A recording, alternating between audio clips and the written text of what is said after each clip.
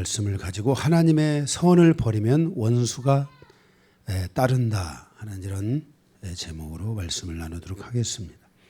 오늘 말씀은 서론을 좀 보고 본론에 가서 말씀을 전체를 우리가 세 개의 대지로 나눠서 함께 말씀을 보도록 하겠습니다. 먼저 서론을 보겠습니다. 하나님의 자녀로 부르심을 받은 성도로서 살아가는 삶의 궁극적 방향성은 무엇인가? 그것은 첫째, 믿음을 통해서 세상을 이기는 삶을 사는 것입니다. 요한일서 5장 4절에 하나님께로부터 난 자마다 세상을 이기느니라. 세상을 이기는 승리는 이것이니 우리의 믿음이니라. 우리는 믿음을 통해서 세상을 거슬러 올라가는, 세상과 싸워서 이기는 이런 삶을 살아가야 되지, 우리가 세상의 흐름에, 물질이라는 흐름에, 우상이라는 흐름에, 세상의 여러 풍조의 흐름에 떠내려고 하면 우리는 결코 영원한 멸망을 당할 수밖에 없다는 것을 기억하셔야만 할 것입니다. 둘째로는 믿음을 통해서 선한 삶을 사는 것입니다. 에베소 2장 8절과 10절에 보면 너희는 그 은혜로 인하여 믿음으로 말미암아 구원을 받았으니 이것은 너희에게서 난 것이 아니요 하나님의 선물이라. 우리는 그의 만드시 창조하신 바라 그랬습니다. 거듭난 사람은 하나님의 창조를 받은 사람입니다. 그리스도 예수 안에서 선한 일을 위하여 창조함을 받았으니 일은 하나님이 전에 예비하사 우리로 그 가운데서 행하게 하려 하심이라 이 말입니다. 그러니까 우리가 성도로서 구원을 받고 부르심을 받았다면 믿음을 통해서 세상을 거슬러 올라가는, 세상을 이기면서 가는 삶이 우리 안에 이루어져야 되고, 둘째로는 믿음을 통해서 선한 삶을 살아야 된다는 것입니다. 우리가 살아가는 이 삶의 모든 질서가 사단에 의해서 결국 악해져 있고 이 더럽혀져 있기 때문에 우리가 이 선한 삶을 통해, 이 선을 통해 하나님의 선, 하나님의 옳다하심, 계속해서 하나님의 뜻을 선택하는 삶을 통해, 하나님의 의지를 선택하는 삶을 통해서 우리는 이 땅의 모든 그 악을, 선으로 악을 이기고 그 악을 선으로 바꿔갈 수 있는, 그리고 우리는 끊임없이 선에 속하면서 악에 속하지 않으려는 이런 삶을 우리가 살아가는 것이 하나님이 우리를 자녀로 부르심에 대한 궁극적인 방향성이라고 할 수 있을 것입니다. 성도는 하나님께서 주신 믿음을 통해서 구원을 얻어 하나님의 자녀가 되었습니다. 그러므로 성도는 하나님께서 주신 믿음을 통해서 살아가야 합니다. 성도가 믿음을 가지고 살아갈 때 그 삶의 방향성은 아까도 말씀드린 것처럼 세상을 이기고, 그리고 선한 삶을 통해서 악을 선으로 바꿔가는 그 삶을 살다가 우리는 주님 품에 가게 되는 것입니다. 성도가 이러한 삶의 방향성을 가지고 나아갈 때 하나님께서 그들을 돕게 되고 그들을 인도하시고 그들과 함께하여 주시는 것을 우리는 경험할 수 있게 됩니다. 그래서 성도는 자기 힘으로 사는 존재가 아니라 세상에 존재하는 수없이 많은 자기 힘이 있습니다. 세상의 힘, 인간의 힘, 사단은 끊임없이 그 세상의 힘을 우리에게 주고 그 힘을 통해서 우리로 살아가도록 우리를 유혹하고 그걸 통해 우리를 궁극적으로 멸망에 이르도록 하는 것이 사단의 전략입니다. 성도는 이제 이런 세상이 주는, 세상이 가지고 있는, 세상에 존재하는 이런 힘으로 사는 존재가 아니라 하나님께 대한 믿음을 가지고 우리가 사랑을 나타내고, 그리고 하나님의 은혜가 충만한 삶으로 나아가는, 그래서 누가 묻기를 당신은 잘 살고 있습니까? 그러면 우리는 하나님의 은혜로 잘 살고 있습니다 라고 말해야지, 잘 살고 있습니까? 예, 요즘 세상을 통해서 세상에 주는 여러 유익을 통해 아주 4대 보험 잘 들고 잘 먹고 잘 살고 있습니다 하는 여러분들 안에 이런 잘못된 일들이 일어나면 안 되는 것입니다. 물론 여러분들에게 이 사회가 4대 보험 줄 수 있습니다.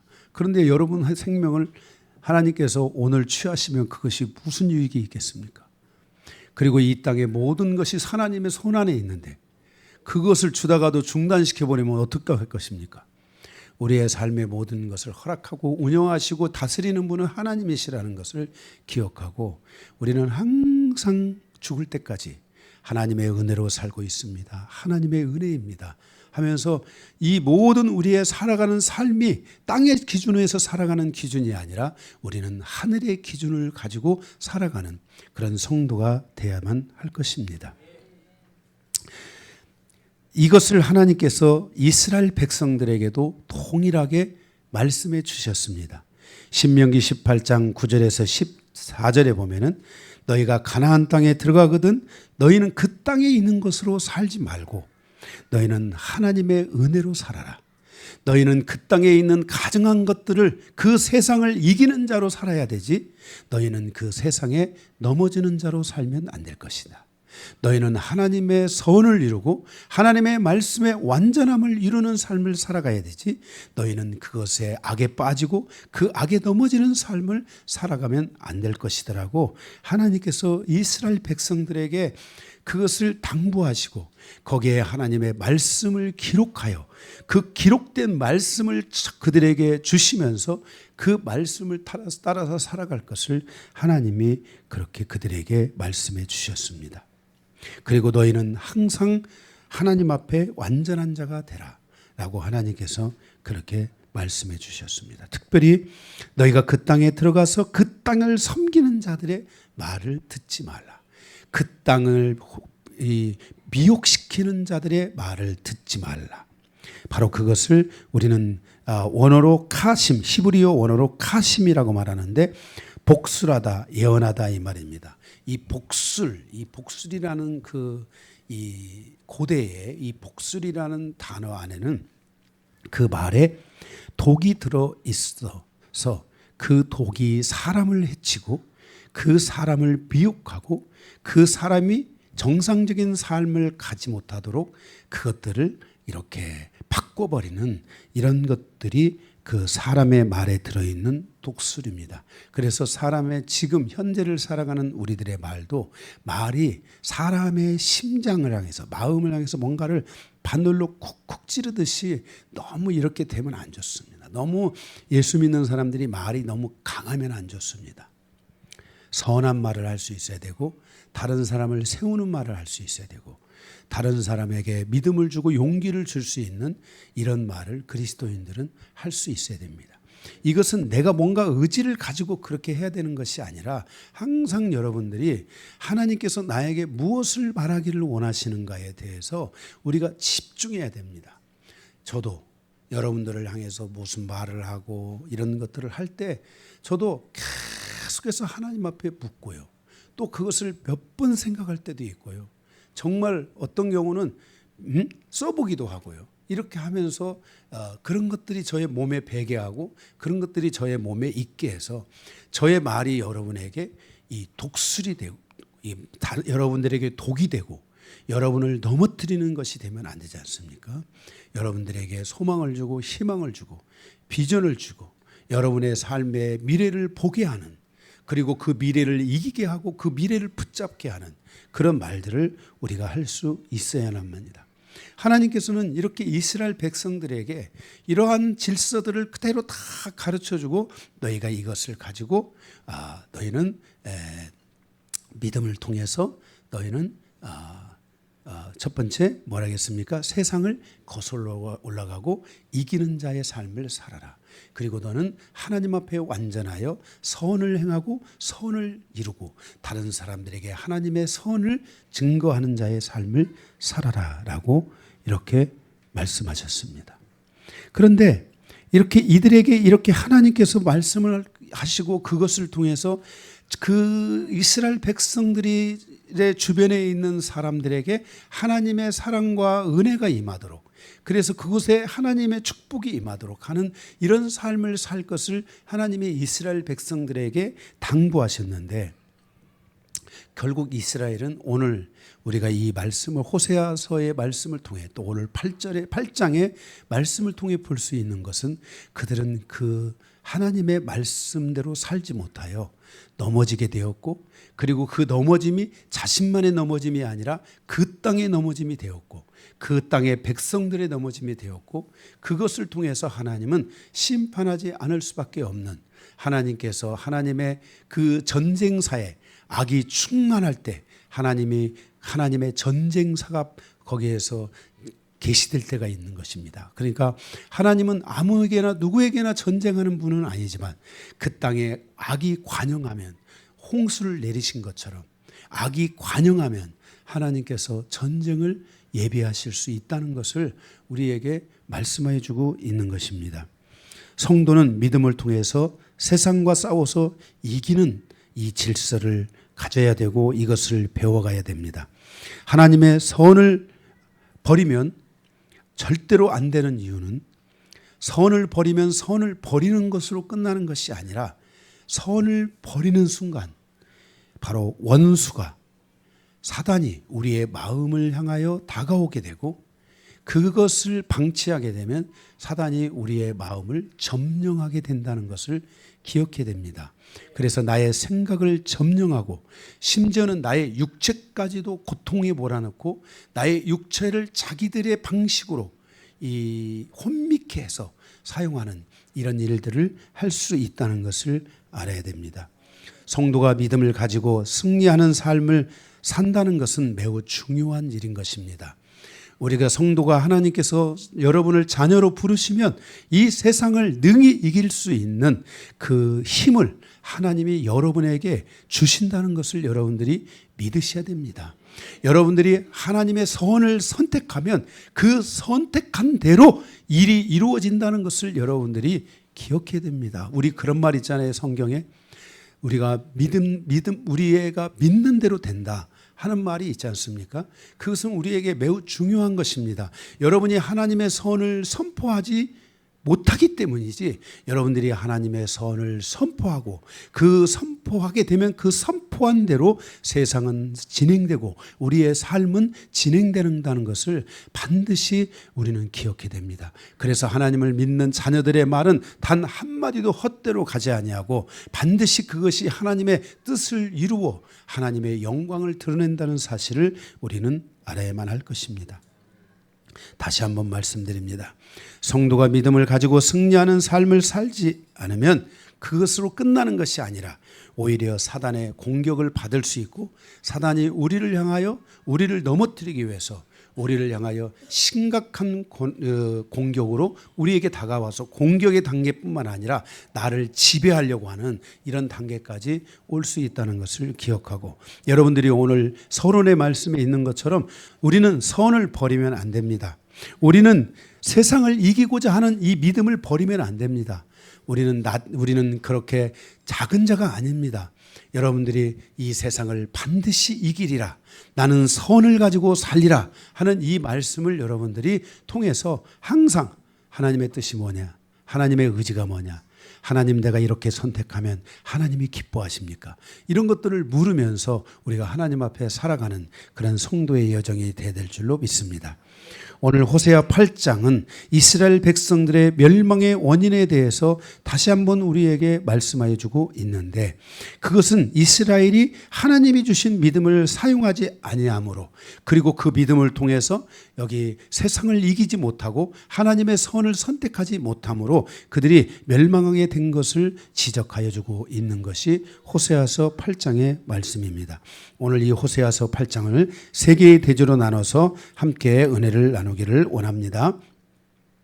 첫 번째는 첫 번째, 성도가 믿음을 사용하지 않으면 오히려 사단의 공격을 받는다. 1절에서 7절에 있는 말씀입니다. 1절을 보면 나팔을 내 입에 댈지어다 원수가 독수리처럼 여호와의 집을 덮치리니 그랬습니다.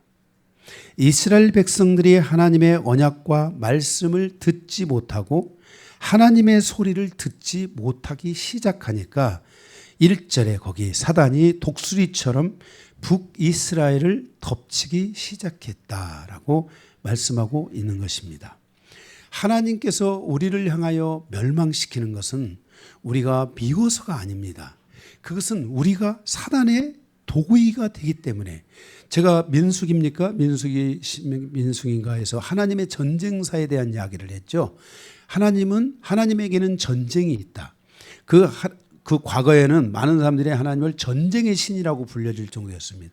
그러나 하나님은 전쟁의 신이 아니고 하나님이 전쟁사를 허락하실 때가 있는데, 그 전쟁에 허락하는 것은 뭐냐면 사단이 그 땅을 덮을 때, 그리고 그 땅에 사단의 추종자가 백성들을 멸망으로 이끌어 갈 때 하나님께서는 그 땅에 전쟁을 허락하시는 겁니다. 예수님이 말씀하셨잖아요. 예루살렘을 향해서 우시면서 예루살렘아 예루살렘아 너희가 이 땅에 돌 위에 돌 하나 남기지 아니하고 다 멸망하리라. 왜 그랬습니까? 그 땅에 바리새인들을 중심으로 한 그 땅에 사단의 추종자들이 그 땅의 백성들을 멸망으로 끌고 가고 있었기 때문에 하나님은 로마의 디투스 장군을 보내서 그 땅을 심판하시는 것을 볼 수 있습니다. 하나님의 이 전쟁사라는 것은 믿는 사람에게는 일어나고 믿는 사람에게는 안 일어나고 믿지 않는 사람에게는 일어나고 이런 형태의 것이 아닙니다. 하나님은 언제나 오늘이나 영원토록 공평하신 하나님이십니다. 하나님은 유대인에게만, 이스라엘에게만, 믿는 자에게만 말씀하신 것이 아니라 우리가 선지서를 보듯이 하나님은 믿지 않는 자, 이방 민족에도 하나님은 선지자를 통해서 말씀하시는 하나님이라는 것을 기억해야만 하는 것입니다. 그러니까 이들의 지도자들이 하나님의 말씀을 듣지 않고 믿음을 통해서 세상을 이기거나 선한 삶을 살지 않고 이렇게 하니까 드디어 이제는 사단의 공격이 시작되게 되고, 그 특별히 리더들이 하나님의 말씀의 인도함을 받는 자들이 아니라 그들이 우상의 인도함을 받고 사단의 추종자가 되기 시작하자 하나님께서는 독수리처럼 사단이 북이스라엘을 덮기 시작하는 것이 바로 하나님의 심판의 전조현상이라는 것을 우리에게 말씀해 주고 있는 것입니다. 북이스라엘을 향하여 사단은 각종 노이즈와 거짓말과 덫을 놓음으로 그들은 사단의 첨예한 공격을 받기 시작하고, 그들은 그 사단의 그 공격에서 헤어날 수 없는, 누가 말씀을 들고 있습니까?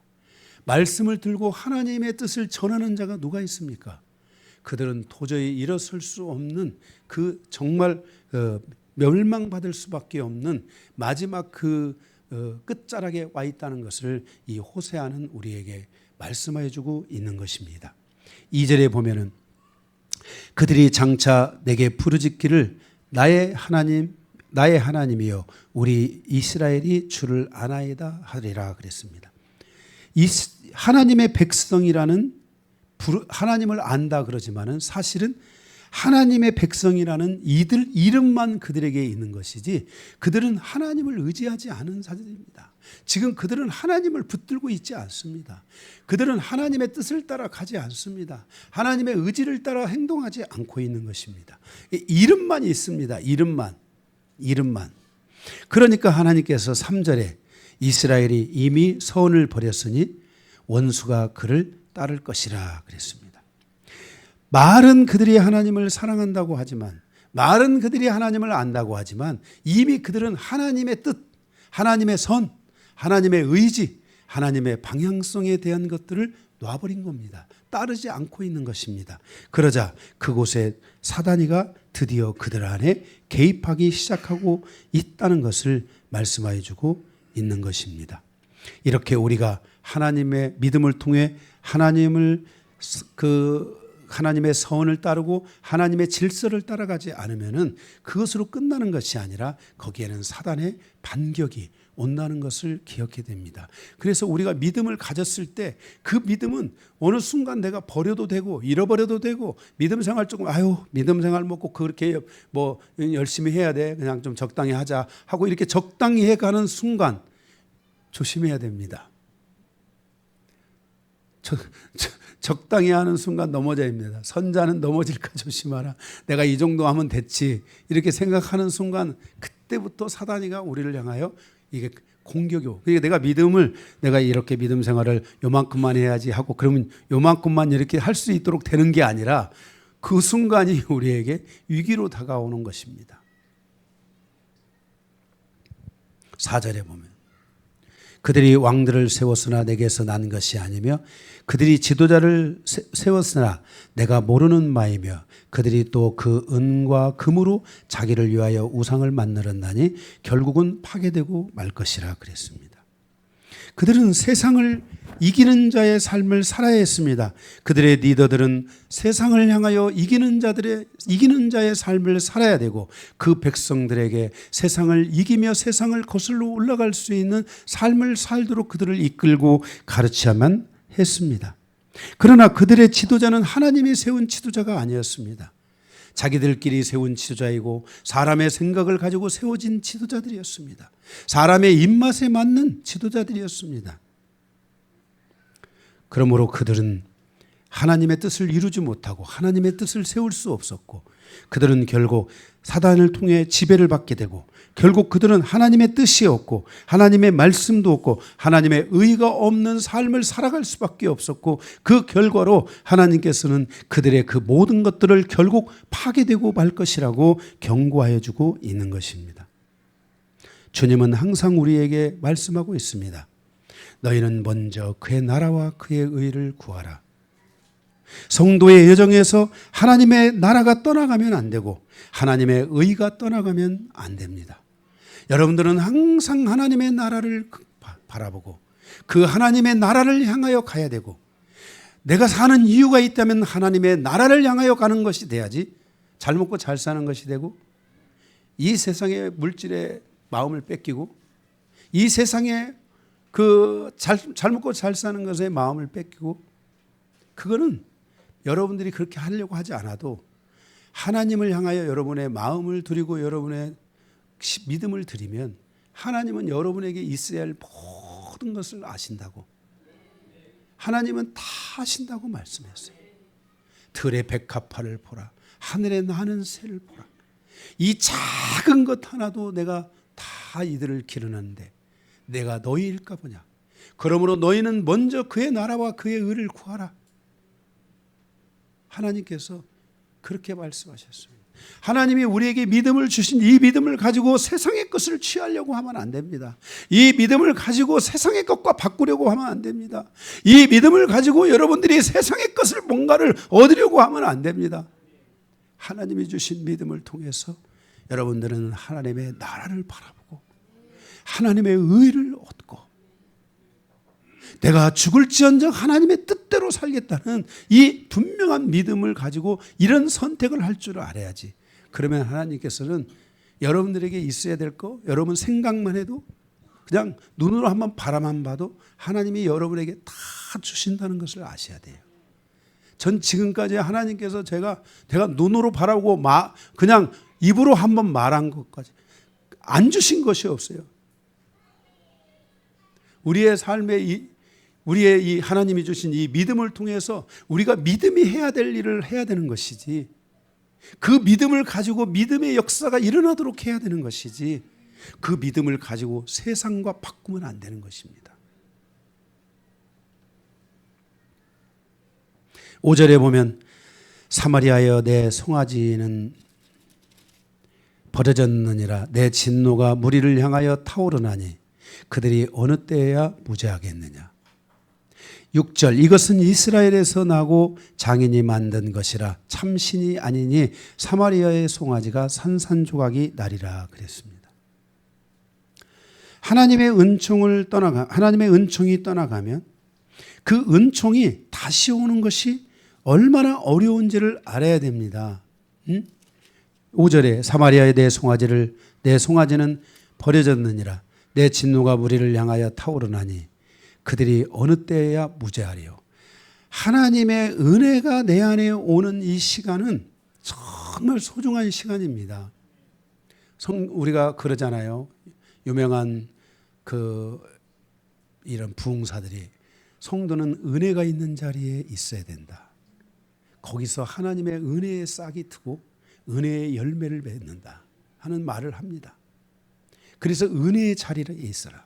제가 책을 읽는데 전에 영성을 막 초기화하면서 제가 책을 읽는데 거기에 보면 모든 하나님의 영광을 본 사람들은 그 하나님의 영광이 있고 은혜가 있는 그곳에 그 사람들이 거기에 있는 거예요. 저도 그래서 기도했어요.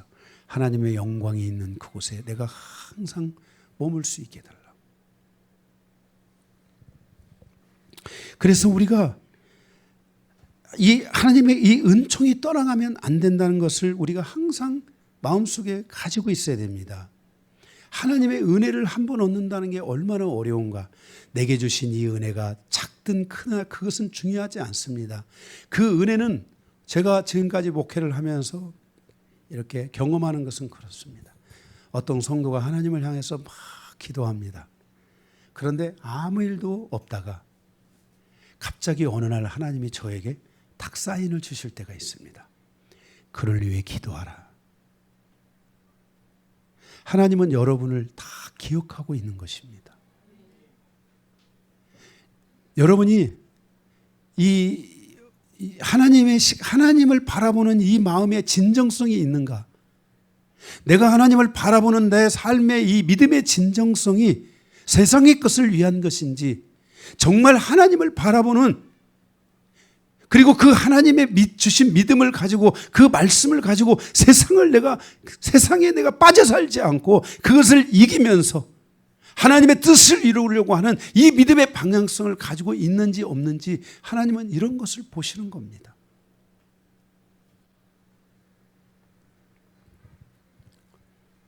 (6절에) 사람이 선택한 의와 리더십은 반드시 산산조각이 나고 사람이 선택한 믿음 아닌 불신하게 끝들을 선택한 것에 대해서는 반드시 하나님 앞에서 산산조각이 난다는 것입니다. 그러므로 우리는 불에 넣어도 타지 아니하고 영원한 우리는 하나님의 질서를 따라서 살아가는 하나님이 주신 것들로 살아가려고 하는 이러한 여정이 우리 안에 반드시 이루어져야 됩니다. 그러면 하나님께서 여러분이 꿈꾸는 곳에 이르게 하십니다. 우리는 하나님을 향해 먼저 가야 되지. 하나님이 나의 모든 것에 하나님이 나에게 하나님을 맞추려고 하는 이런 종교 생활, 이러한 하나님은 여러분들이 조심해야 됩니다. 이거는 마귀입니다. 이거는 우리가 하나님께 맡기는 것이, 하나님께 맞추는 것이, 하나님을 따라가는 것이 질서이지 내가 가는 대로 하나님이 오는 게 아닙니다. 여러분, 우리가 신명기에서 그랬습니까? 민수기에서 그랬습니까? 제가 지금 요즘 왔다리 갔다리 하네. 이게 민수기에서 그런가? 하나님께서 길을 가시는데 우리보다 얼마를 먼저 가고 계세요, 하나님은? 한 달 길인가를 먼저 가시죠. 그게 여러분이 이걸 아셔야 됩니다. 내가 갈 때 하나님 나를 따라오세요, 이게 아니라 하나님이 지금 한 달을 먼저 가시는 거예요. 그러니까 지금 내가 가야 되는 길에 대해서 이미 하나님이 먼저 나를 위해서 길을 가고 있다는 이 믿음을 여러분들이 가지셔야 돼요. 더군다나 우리는 우리의 인생에서, 제가 이 주기도문 강해에서 여러분들에게 말씀을 드렸지만은 이 성경적 인생, 성경적 성공론 여러분에게 말씀을 제가 이 주기도문 통해서 말씀을 드렸지만, 여러분들의 인생에서 어떤 분들은 이 사단의 덫에 걸려 있는 분들이 있어요. 이걸 이제 이 덫을 가서 풀어내야 될 거 아니에요. 최대한 안전하게. 그죠? 최대한 이제 모든 덫을 안전하게 다 끊어내야 되잖아요. 이 덫에 걸린 이 사단의 덫의 특징은 뭐냐면요. 내 인생이 가다가 어느 길에 딱 가면은요. 거기에 딱 내가 여기서 여기까지 가는 시간이 만약에 1년이다. 그러면 사단은 여기서 기다리고 있어요. 내가 좀 걸음을 빨리 해가지고요. 5개월에 내가 여기를 가도요. 사단은 여기서 딱 기다리고 있어요, 나를. 이거를 넘어갈 줄 알아야 돼요. 이거를 끊어내야 돼요. 신앙생활이라는 것은 교회만 왔다 갔다 하는 생활이 아니에요. 그동안 내 인생의 여정에서 여러분들이 세상을 살아갈 때 사단이라는 조직에 가입했잖아요. 아니, 마귀의 조직에 가입해가지고 사셨잖아요. 그 조직에서 나오려면 보통 쉬운 게 아니에요. 이거를 이제는 더 강력한 누군가가 이것을 끊어내 버려야 돼요. 끊어낼 수 있어요. 하나님께서 우리에게 말씀을 주신 이유는 이 모든 사단의 이러한 속임수가 있다는 것을 아셔야 돼요. 사단이 이 모든 것들을 통해서 우리를 속이고 우리를 넘어뜨리고 우리를 멸망시키고 우리를 뭐예요? 가난하게 하고 죽이고 멸망시키는 데까지 끌고 가고자 사단이가 거짓말하고, 그러니까 잘못된 계약서는 법적으로 효력이 있어요, 없어요? 그거 없다는 것을 가르쳐 줘야 돼요. 그리고 내가 그것을 알아야 돼요. 그 모르니까 그냥 여러분들이 그냥 당하는 거잖아요. 그걸 알아야 돼요. 그리고 믿고 가야 돼요. 그러면 그것들은 다 무효화될 수 있는 거예요. 이렇게 하나님의 이러한 질서들이 우리 안에 분명하게 존재하고 있기 때문에 이 세상의 모든 질서들에 대해서 하나님께서는 다 박살내실 수 있다는 것을 아셔야 돼요. 그런데 반대로 우리가 그러한 것을 선택해서 가면 우리 인생이 그렇게 박살날 수 있다는 것을 또 말씀해 주고 있는 것이에요. 그래서 우리는 항상 예수 안에서 다시 새로운 부흥의 역사가 와야 되고, 내가 다시 살아나는 역사가 와야 되고, 그것을 내가 믿음으로 주장하고 가는 새로운 역사가 와야 되고, 그 안에서 우리는 세상을 이기는 자의 삶을 살아가야 되고, 우리는 선한 삶을 살아가는 자들이 돼야 되고, 믿음을 통해서 세상에 무엇가를 바꾸려고 하는 그런 잘못된 질서를 가지게 되면 안 된다는 것을 우리는 꼭 기억해야 돼요. 그래서 내 중심으로 하나님을 움직이는 것이 아니라 하나님의 중심에서 하나님의 뜻에 의해서 옮기는 거예요. 우리가 그 팔복 말씀 볼 때 그랬잖아요. 팔복의 서론에서 말씀을 드렸잖아요. 내 중심에서 누구 중심으로? 하나님 중심으로 옮기는 것이 새로운 영성의 시작이다. 그죠? 그래서 내 중심에서 하나님 중심으로 모든 것을 옮겨놓고 하나님의 인도하심을 따라 살아가고자 하는 이러한 질서가 우리에게 있다면 저는 여러분의 삶은 반드시 하나님 안에서 승리하게 될 줄로 믿습니다. 이렇게 성도가 이 믿음을 사용하지 않으니까 공격이 오는데, 마지막 7절을 보게 되면 1번 내지 7절, 그들이 바람을 심고 광풍을 거둘 것이라.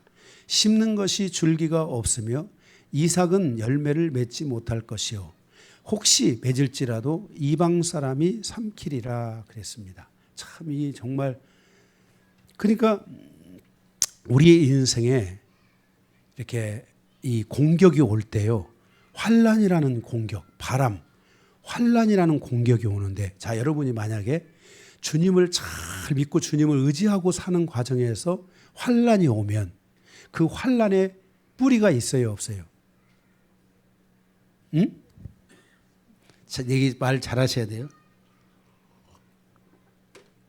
여러분들이 예수를 잘 믿고 예수님 뜻대로 가고 하나님 말씀대로 살아가는데 환란이 왔어요. 그러면 그 환란에는 뿌리가 있어요, 없어요? 예? 있지. 뿌리가 있지. 그거에는 뿌리가 있어요. 그 뿌리가 뭐예요? 주님이 주신 환란인 거예요. 그러니까 누가 해결해 주시는 거예요? 주님이 해결해 주시죠.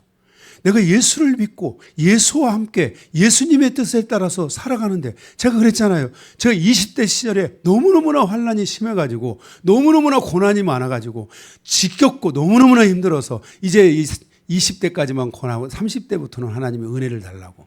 근데 저는 30대 이후로는 저의 아내는 고난이 좀 있었을지 몰라도 저는 고난이 없었어요. 예, 저는 늘 그랬어요. 여보, 우리 요즘 냉장고에 고기가 많아. 짜장면 못 먹으니까 고기나 먹자. 이럴 정도로, 네.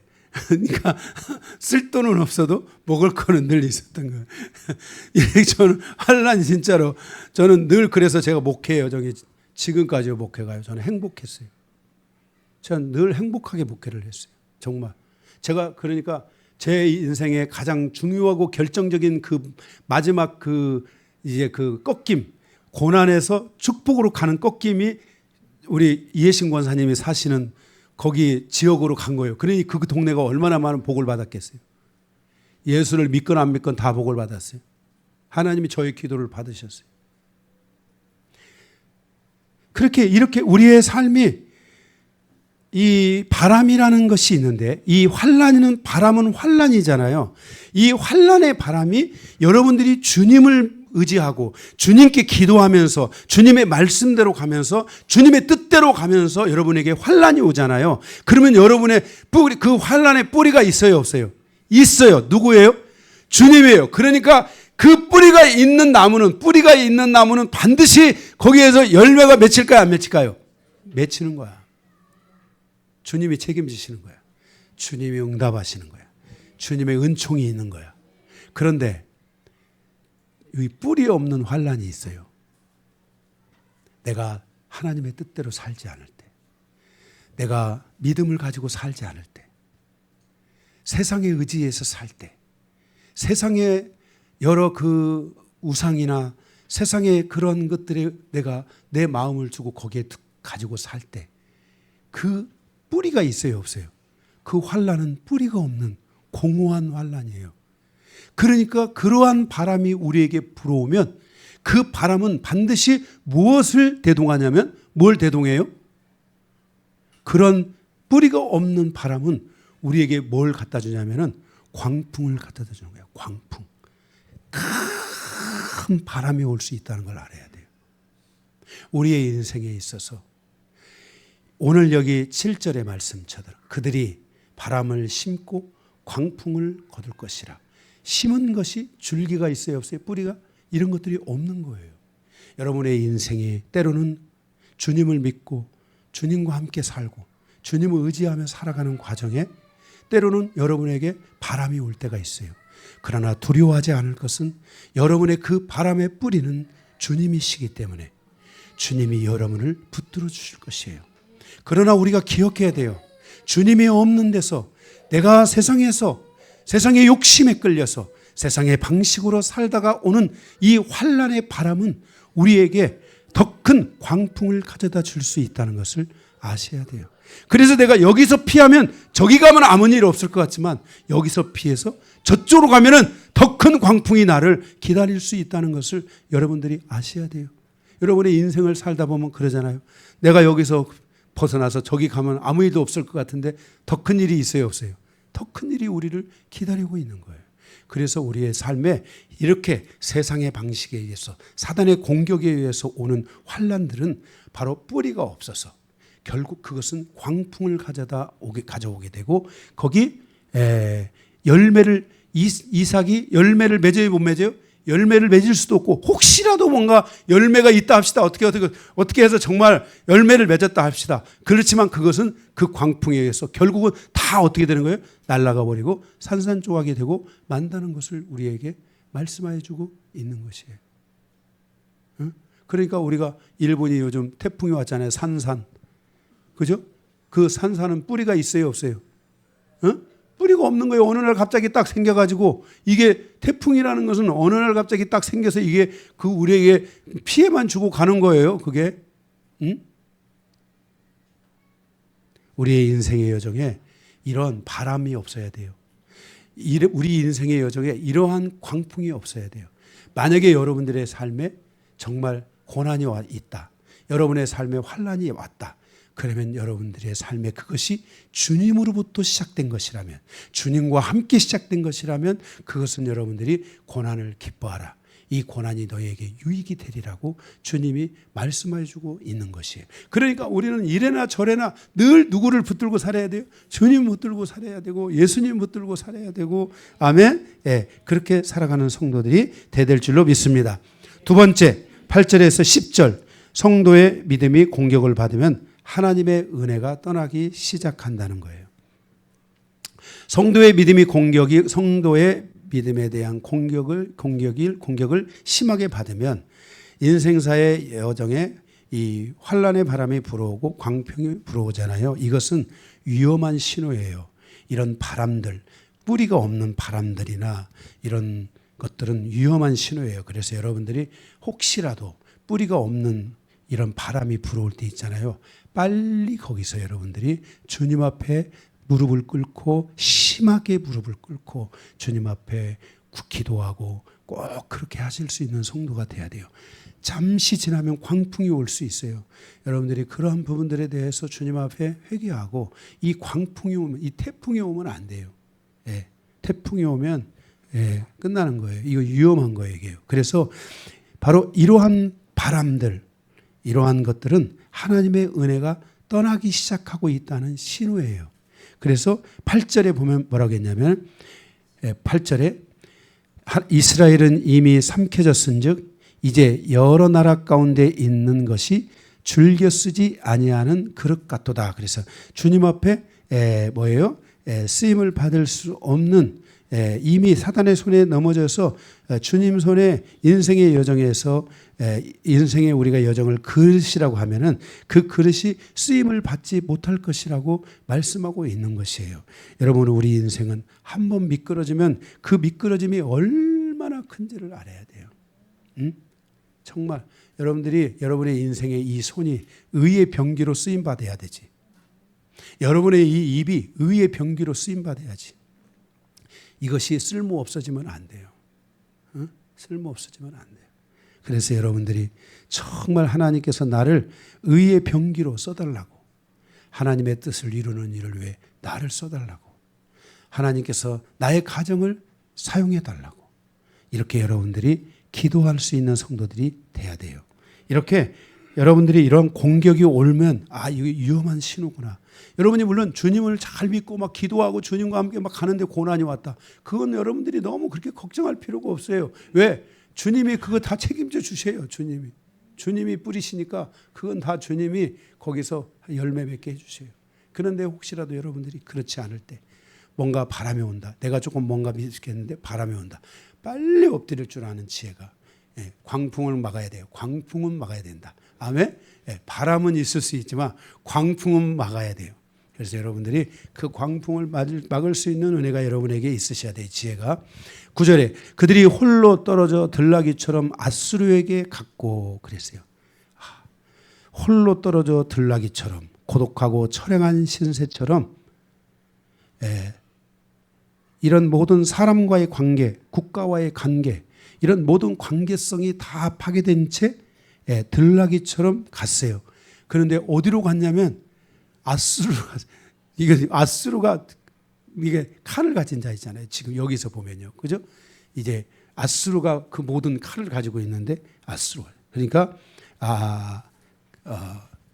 결국 아수르가 우리의 길을 가로막듯이 우리 인생사에 이렇게 길들이 가로막혀질 수 있다는 것을 말씀해 주고 있는 거예요. 그러니까 우리가 은혜가 떠나기 시작하면은 갑자기 고독하고 처량한 신세처럼 모든 관계성들이 깨지기 시작하고 분산되기 시작하고, 그것이 결국은 나에게 가로막게 되는 이런 일들을 통해서 우리가 결국 가는데 어디로 가게 되었어요? 아수르가 지금 우리를 다 멸망시키는 거 아니겠어요? 그런데 아수르에게로 가는 그런 일들이 일어나면 안 돼요. 우리가 정말 가더라도 아수르가 아니라 어디 남유다로 간다든지 뭔가 이런 데로 가야지. 아멘? 그런 데로 가야지. 풍년이 있는 데로 가야 되잖아요. 그래 하나님께서 그렇죠? 야곱의 그 가족들도 애굽에 풍년이 있는 곳으로 요셉 먼저 보내놓고 가게 하시잖아요. 그죠? 이렇게 우리 삶이 피할 곳이 있는 곳으로 가야 돼요. 성경에는 우리가 감당할 시험밖에는 안 준다고 했어요. 그런데 우리가 너무 이렇게 하나님의 뜻에 은혜가 사라져가고 이런 내가 너무 막 믿음으로 가지 아니하고 막 이런 삶을 그러니까 지금 이 호세아서에서 이 호세아가 이 지금 선지서를 통해서 예언을 하고 있는 이 말씀 앞에서 호세아가 얼마나 괴로웠을까. 지금 이스라엘이 정말 이때는 이스라엘이 멸망을 안 당했잖아요. 그런데 이스라엘의 그 멸망을 바라보며 이 말씀을 전하는 호세아 선지자의 그 심정은 정말 아마 이 마음이 막 다 깨지고 무너지는 것 같은 그 슬픔을 아마 가졌을 거라고 생각됩니다. 그래서 여러분들이 이렇게 이렇게 은혜가 사라져가는 이런 일들이 있으면 안 돼요. 항상 하나님의 은혜가 아니면 참 은혜를 달라고 노래라도 하고 기도라도 해야 되고, 아멘. 그래서 은혜를 갈망하는 삶을 여러분들이 사셔야 돼요. 9절 거기 계속 10절 보면은 에브라임이 값주고 사랑하는 자들을 얻었도다. 그들이 여러 나라에서 값을 주었을지라도 이제 내가 그들을 모으리니 그들은 지도자의 임금이 지워준 짐으로 말미암아 쇠하기 시작하리라 그랬어요. 그러니까 이 은혜가 떨어진다는 것은 결국 이스라엘의 지도자들을 그들이 값주고 얻었지만은 그들을 도울 거라고 생각했지만은 도울 수가 없다는 거예요. 하나님이 세워주신 자, 하나님이 부르신 자, 하나님이 세워준 지도자들이 하나님의 은혜를 가져오는 것이지 자기들이 뭔가 똑똑하고 뭐 세상적으로 뭔가 이렇게 세운다고 해가지고 안 무너질 것 같으면 다 안 무너지지. 누가 무너지겠어? 이런 질서들이 결국은 하나님의 질서가 무너지면, 은혜가 무너지면 어떤 유능한 리더가 와도 안 된다는 거예요. 인생사의 여정에서 이렇게 하나님의 질서라는 것이 중요하고 은혜가 중요하고 그 은혜를 이끌어가는 리더십이 있어야 돼요. 인생의 여정에서 리더십, 영적인 리더십을 잃어버리는 것은 길을 잃어버리는 것과 같은 것입니다. 인생사에서 내가 죽을 때까지 나의 삶을 풀어주고 이끌어주는 영적 리더가 있는 삶을 사는 성도는 하나님의 은총을 받은 성도인 거예요. 그래서 좋은 영적 리더는 나에게 새로운 하나님의 은총을 가져다 줄 수 있는 존재인 것입니다. 인생사의 여정에 좋은 리더를 만나는 것은 성도의 복이고 좋은 성도를 만나는 것도 리더의 복입니다. 그래서 이 아름다운 여정이 열린 것을 우리는 부흥이라고 할 수 있습니다. 부흥은 결코 혼자 시작할 수 있는 것이 아니라 부흥은 좋은 리더와 좋은 성도의 만남을 통해 이루어가는 하나님의 축복의 여정이라는 것을 기억해야 됩니다. 믿음이 없는 인생에서 하나님으로부터 믿음을 얻었다면 우리는 절대로 우리의 믿음의 공격을 받지 않도록 해야만 할 것입니다. 믿음을 지킨다면 그는 세상을 이기는 자가 될 것이고 선한 삶을 살아가는 성도로서의 삶의 여정을 가게 될 것입니다. 이것을 좋은 리더와 좋은 성도가 함께 인생을 풀어갈 수 있으면 얼마나 좋겠습니까? 그래서 우리는 좋은 성도가 돼야 되고 또 좋은 리더가 돼야 됩니다. 여러분들이 좋은 리더를 주신 것에 대해서 감사해야 되고 목회자는 좋은 성도를 주신 것에 대해서 감사하면서 하나님이 원하시는 영적 질서들을 세워가고 교회들을 세워가고 가정을 세워가고 기업을 세워갈 수 있는 이런 삶을 우리가 정말 하나님 앞에 기도하면서 세워가야 되고 함께 가야 될 중요한 부분이라는 것을 반드시 기억하시기 바랍니다. 그래서 우리가 절대로 은혜에서 떠나면 안 됩니다. 마지막 세 번째입니다. 11절에서 14절 성도의 믿음이 공격을 받으면 예수의 피로 죄를 씻고 하나님의 의를 쫓지 않게 된다는 것입니다. 11절 14절 성도가 하나님의 믿음으로 충만하면 예수의 피가 죄를 사하는 데 목적이 있는 것이 아니라 오히려 하나님의 의를 세우는 신앙이 되게 될 것입니다. 이해가 되시죠? 그러니까 우리가 하나님께서 주신 이 믿음으로 충만하게 되면 예수의 피가 매일 내 죄만 씻어. 그 다 씻어준 죄를 왜 이렇게 씻는 건지 달아가지고 아주 그냥 껍데기 벗겨지게 생겼네. 우리가 믿음이 있는 사람은 예수의 피를 통해서 죄를 씻는 삶을 살지 않고 하나님의 의를 세우는 삶을 사는 거예요. 반대로 성도의 믿음이 공격을 받으면 예수의 피로 하나님의 의를 세우지 못하고 오히려 죄를 사하는 데 급급한 삶을 살아가게 된다는 것입니다. 성도의 죄는 이미 예수의 피로 사함을 받았기 때문에 성도가 믿음으로 충만하면 죄사함의 급급한 삶을 살지 않고 오히려 하나님이 주신 의를 세우는 것에 더 집중하며 하나님의 의가 항상 머물도록 그 의가 된 의를 가진 삶을 살아가게 된다는 것입니다. 북이스라엘 백성들에게 믿음이 떨어지고 믿음의 공격을 받으면서 11절에 에브라임은 죄를 위하여 제단을 많이 만들었더니 그 제단이 그에게 범죄하게 하는 것이 되었도다 그랬어요. 그러니까 계속 이들을 하나님의 의를 세워가기보다는 계속 제단을 더 많이 만들어서 거기서 죄를 사하려고 하고 거기에 또 믿음이 떨어지고 미혹을 받고 세상의 공격을 받으니까 그것을 그 제단을 우상의 제단으로 바꾸어서 자기들의 죄 문제, 자기들의 안녕의 문제를 쫓아가는 이런 잘못된 질서를 갖게 된다는 것입니다. 하나님의 백성으로 살아가는 목적이 죄를 용서받는 데 있어서는 안 되는 것입니다. 하나님의 백성으로 살아가는 데의 목적은 우리의 죄를 용서해 주신 그 하나님의 그 은혜를 따라서 하나님의 의를 세우고 하나님 앞에서 의에 줄이고 목마른 심령이 되어 항상 하나님의 의가 아니면 살지 않으려고 하는, 하나님의 의지를 따라 살아가고 하나님의 뜻을 따라 살아가려고 하는 이런 심령이 우리 안에 있어져야만 하는 것입니다.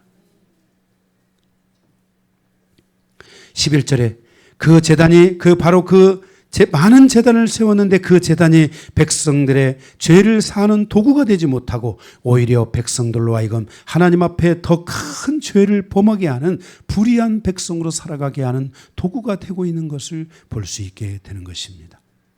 언약의 피로 용서받았지만 용서받은 기쁨과 은총이 없는 삶을 살아가는 것입니다. 여러분, 예수님께서 여러분의 모든 죄를 그 보혈로서 피로서 용서하신 것을 믿습니까? 그리고 그 피로 용서했다는 것에 대한 여러분 안에 그 기쁨과 감격이 있습니까? 그 은총에 대한 은혜가 있습니까?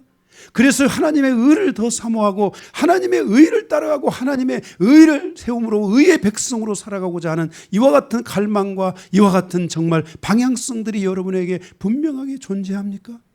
아직도 예수의 피에 의지해서 죄나 사하고 또 죄 사하고 내일 또 죄 사하고, 의가 있냐고 물어보면 죄도 해결 안 했는데,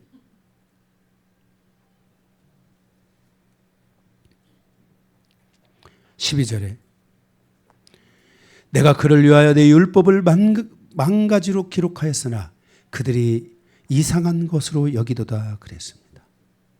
하나님의 말씀을 그들에게 수없이 많은 방향성 안에서 열어줘도 그들이 그 말씀에 불순종하기 시작하고 그 말씀을 판단하려고 하고 그 말씀을 자기 기준에서 가지려고 하는 이 율법적 성향, 이런 것들로 인하여 결국 그들은 하나님의 말씀을 따라 살아가지 못하게 되고 있는 것을 말씀합니다. 13절 그들이 내게 고기를 제물로 드리고 먹을지라도 여호와는 그것을 기뻐하지 아니하고 이제 그들의 그 죄악을 기억하여 그 죄를 벌하리니 그들이 애굽으로 다시 돌아가리라 그랬습니다. 그러니까 그들이 죄짓고 제사하고 죄짓고 제사하고 날마다 죄짓고 제사하고 하는 일들을 반복적으로 하면서 죄를 해결하기에 바쁜 그 백성들, 그들은 늘 죄짓고 있는 거예요. 늘 죄짓고 있는 거예요. 그래서 하나님은 그들을 기뻐하지 않는 거예요. 여러분들의 삶이 하나님의 의를 향해서 가려야 됩니다. 하나님이 여러분에게 믿음을 주셨다면 그 믿음을 통해서 여러분들이 세상을 이기고 우상을 이기고 어둠을 이기고 가는 삶을 살아야 됩니다. 하나님이 여러분에게 믿음을 주셨다면 그 믿음을 통해 하나님의 선을 이루고 선의 양면에 의지 않습니까? 의가 있는 자는 하나님의 선을 행하고 선을 따라 살아가는 자는 하나님의 의가 있는 자인 것입니다. 너희는 먼저 그의 나라와 그의 의를 구하라. 이 하나님의 의를 구하는 삶은 한순간의 삶이 아니라 이것은 우리의 인생의 전반의 모든 나의 인생에 맞춰지는 그날까지 하나님의 나라를 향하여 나아가고 하나님의 의를 선택할 줄 아는 이 은혜가 우리에게 있어야만 한다는 것입니다. 하나님의 의가 없이 어찌 하나님의 옳다 하심을 선택하며, 하나님의 의가 없이, 하나님의 의는 하나님의 의지지 않습니까? 어찌 하나님의 의지를 따라 살아갈 수 있으며 하나님의 의는 바로 하나님의 뜻이지 않습니까? 어찌 우리가 하나님의 뜻을 따라 살아갈 수 있습니까? 내가 뜻을 정하면 하나님이 그것을 이루어줘야 됩니까? 그게 말이 됩니까? 우리는 오직 하나님의 뜻 앞에 우리 모두에 대한 하나님의 뜻이 다 다를 겁니다. 나에 대한 내가 가고 있는 내 인생에 대한 하나님의 뜻이 다 다를 겁니다. 그런데 하나님께서는 여러분들에게 그 뜻을 보여주고 각자에게 하나님의 뜻을 보여주고 그것에 대해서 하나님이 여러분에게 오라고 하십니다. 그래서 우리는 항상 하나님이 나에게 무엇을 원하는지에 대하여 집중된 삶을 살아가는 것이 우리의 믿음이 해야 될, 우리 하나님이 우리에게 믿음을 주셨으면 그 믿음을 가지고 우리가 해야 될 매우 중요한 방향성이라는 것을 우리는 기억해야만 할 것입니다. 14절, 이스라엘은 자기를 지으신 이를 잊어버리고 왕궁들을 세웠으며 유다는 견고한 성읍을 많이 쌓았으나 내가 그 성읍들을 불을 보내어 그 성들을 삼키게 하리라 그랬습니다. 결국 하나님의 의를 잃어버린 백성들은 하나님을 잃어버리게 되는 것입니다. 하나님의 의가 없는 백성들이 자기의 의로 세운 모든 것들은 결국 하나님께서 불살라 없어버려가고 전부 삼키겠다고 말씀하고 있는 것입니다. 예수의 피가 나의 죄를 사하는 것에 극복한 신앙생활을 하면 안 됩니다. 예수의 피가 하나님의 의를 세우고 내 안에 하나님의 의가 존재하고 그래서 항상 예수의 보혈의 은총이 내 안에 의에 대한 목마름으로 연결되어지고 줄이고 목마른 심령이 되어 하나님의 의를 세우고자 하는 그 하나님을 향한 갈망으로 충만한 신앙이 될 때 바로 그 신앙 위에 우리가 바로 항상 다시 살아나는, 부활이는 뭡니까? 부활. 다시 살아나는 것입니다. 우리는 오늘 또 살고 내일 또 살고 계속해서 살아나는 것입니다. 여러분, 우리가 이 세상에 살아가다 보면 우리가 넘어지잖아요. 내일은 일어서는 것입니다. 여러분, 우리가 인생을 살아가다 보면은 이 세상이라는 인생사의 여정이 그렇게 만만합니까? 만만하지 않잖아요. 그러나 우리는 밤을 지나고 아침이 되면 새로운 은혜로 일어날 수 있는 은혜가 있어야 되고 그 새날을 하나님이 밝혀주셔야 되고 그 새날에는 우리가 다시 한번 승리할 수 있는 길로 나아가는 이와 같은 신앙의 여정이 우리에게 있어야만 할 것입니다. 인생사의 여정에서 내가 비록 넘어질지라도 하나님의 의를 붙잡고 하나님의 의를 세우는 사람은 결코 망하지 않고 그는 다시 일어납니다. 잠언 24장 16절에 대저 의인은 7번 넘어질지라도 다시 일어나려니와 악인은 재앙으로 말미암아 엎드려지느니라. 악인에게는 바람이 광풍을 가져다 주지만 의인의 삶에 있어서 이 하나님의 의를 가진 자들은 다시 일어나게 하는 하나님의 은혜가 있다는 것을 우리에게 말씀하여 주고 있는 것입니다. 성도가 믿음의 공격을 받으면 예수의 피를 통해 죄를 쫓고 하나님의 의를 쫓지 않게 된다는 것을 말씀합니다. 제단을 많이 세우고 예수의 피를 차에다도 두고 집에다도 두고 일터에다 두고 삶을 사는 그것이 중요한 것이 아니라 예수가 우리를 위해 피 흘려주시고 우리를 구원하신 이 은총이 하나님의 의가 되어 항상 나를 다시 살리고 나를 다시 일으키고 나를 다시 세우는, 나의 삶을 다시 온전케 하는, 나를 다시 회복시키는 이 은혜로 여러분 안에 있어야 될 줄로 믿습니다. 말씀 마치겠습니다.